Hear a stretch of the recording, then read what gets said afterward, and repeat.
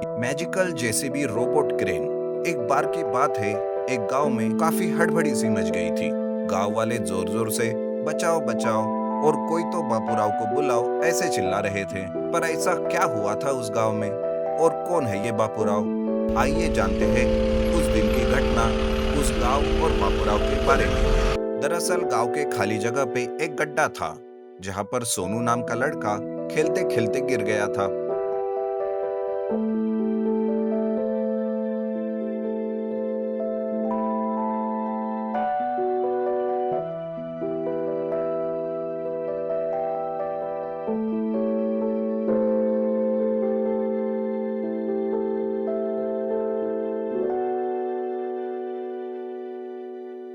बापूराव अपना JCB crane लेकर आता है और उस बच्चे को गड्ढे में से निकालता है और उस बच्चे की जान बचाता है।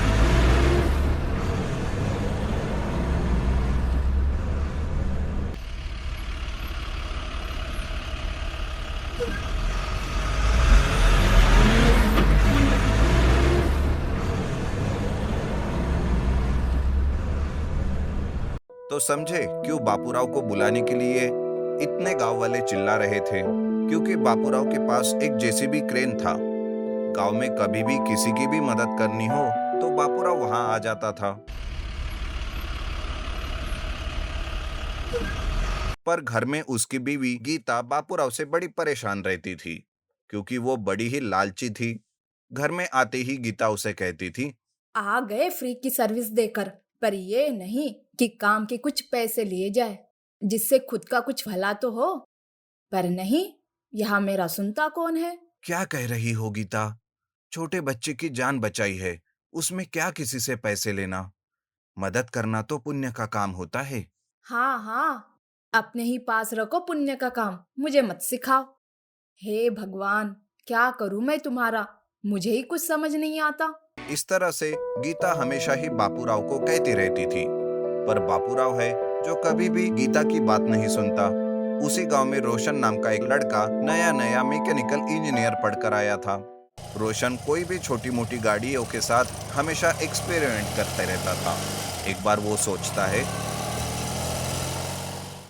अरे बहुत हो गया इन छोटी गाड़ियों पर एक्सपेरिमेंट। अब तो मैं किसी बड़ी गाड़ी पर एक्सपेरिमेंट करके देखता हूँ। पर इतने पैसे लाऊं कहाँ से? कहाँ से मैं बड़ी गाड़ी खरीदूं और उस पर एक्सपेरिमेंट करूं? कुछ तो सोचना पड़ेगा। रोशन ऐसा सोचता रहता है कि तभी उसे बापूराव के जेसीबी क्रेन की याद आती है। रोशन उस पर एक्सपेरिमेंट करना चाहता है, इसलिए वो बापूराव के पास जाकर उसका जेसीबी क्रेन मांगता है। तब बापूराव कहता है, वो तो ठीक है रोशन, पर कोई गड़बड़ तो नहीं करेगा ना? ये इकलौता ही सहारा है मेरी कमाई करने का। और इस बार तो गीता ने मुझे जान से ही मार डालने की धमकी दे दी है, तो समझे ना मेरी बात को? रोशन उसे तसल्ली देता है और बापूराव का जेसीबी क्रेन लेकर वहां से चला जाता है। गीता ये सब देखकर कहती है, अरे ओ पागल इंसान, तुम ना किसी काम के नहीं हो। कभी ये नहीं सोचोगे कि कैसे कुछ ज्यादा पैसे कमाए। फ्री में ही बांटते रहते हो अपनी सर्विस। वैसे भी तुम्हें क्या कहूँ मैं, ये गांव के लोग ही ऐसे हैं। इनको ही फ्री में काम कराने की आदत है। रोशन जेसीबी क्रेन पर एक्सपेरिमेंट करेगा तो तुम्हें क्या मिलेगा? इसका किराया तो लेना था ना। लेकिन गीता की बात का बापूराव पर कोई असर नहीं होता। वो हमेशा की तरह गीता की बात को नजरअंदाज कर देता है। उधर रोशन जेसीबी क्रेन के साथ एक अपना एक्सपेरिमेंट चालू कर देता है। वो कुछ 4-5 दिन लेता है और जेसीबी क्रेन में कुछ नए फीचर वो डालता है और उस जेसीबी क्रेन को एक रोबोट में बदल देता है और उसे ऑपरेट करने का एक रिमोट भी वो बनाता है। रोशन बापूराव को बुलाकर कहता है, अरे बापूराव, आप देखो मेरा कारनामा। ऐसा कहकर वो बनाए हुए नए रिमोट की लाल बटन को दबाता है। बटन को दबाते ही जेसीबी क्रेन से सायरन बजने लगता है और जेसीबी क्रेन एक रोबोट में बदल जाता है। उसे देखकर बापूराव कहता है, अरे रोशन, ये क्या किया तुमने मेरे जेसीबी क्रेन के साथ? अब मैं इससे कैसे काम करवाऊंगा? बापूराव की बात सुनकर रोशन हंसने लगता है और वो कहता है, अरे बापूराव, ये तो नई टेक्नोलॉजी है और तुम कह रहे हो कि मैं कैसे काम करूंगा? इससे तो तेरा ही काम और भी आसान हो जाएगा, ऊपर से जल्द हो जाएगा, वो भी बिना किसी मेहनत के। बापूराव रोशन की बात सुनकर खुश हो जाता है और अपने जेसीबी क्रेन रोबोट को लेकर वो घर आ जाता है। बापूराव नए नए और ज्यादा काम लेने लगता है और उन कामों को अच्छे से और सफाई से वक्त में पूरा करने लगता है।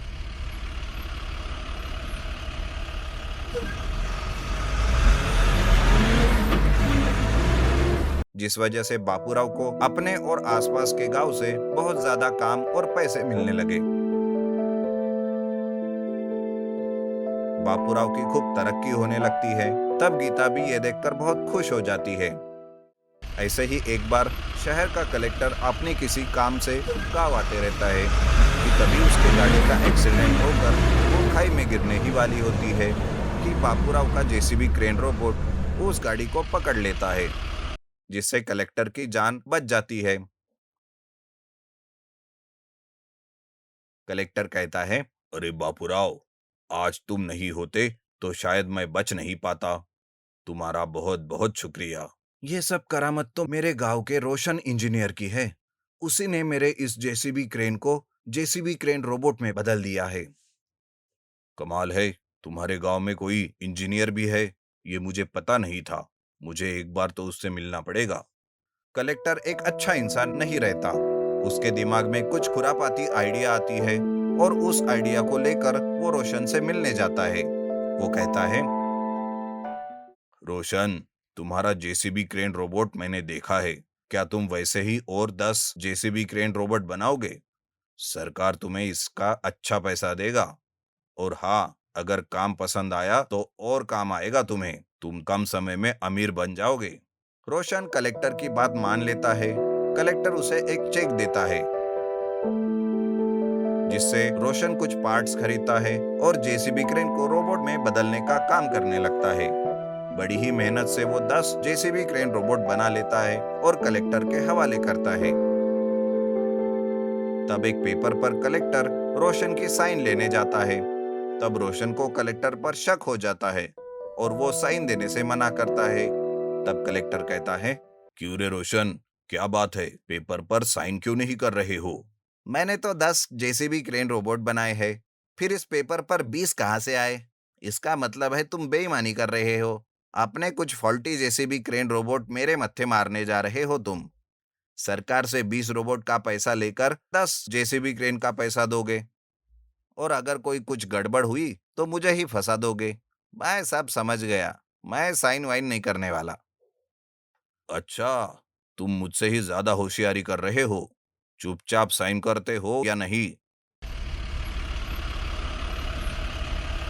रोशन के मना करने पर वो कलेक्टर अपने कुछ गुंडों के साथ मिलकर रोशन का किडनैप करता है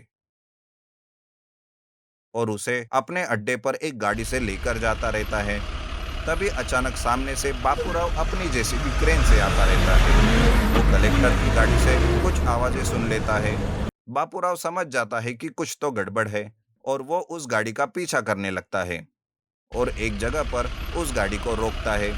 तब बापूराव देखता है कि वहां उसने रोशन को बांध कर रखा है। कलेक्टर के गुंडे बापूराव को भी पकड़ना चाहते हैं,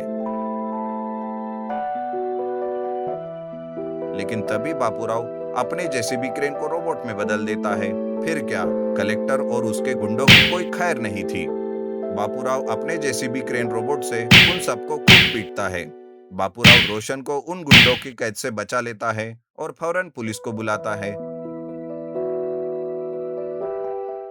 रोशन कहता है, thank you Bapurao, thank you.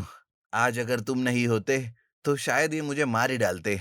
इस तरह से कलेक्टर और उसके किए हुए घोटाले को पुलिस समझ लेती है और उसे जेल में डाल देती है। सरकार की तरफ से रोशन और बापूराव का सत्कार किया जाता है और उन्हें इनाम भी दिया जाता है।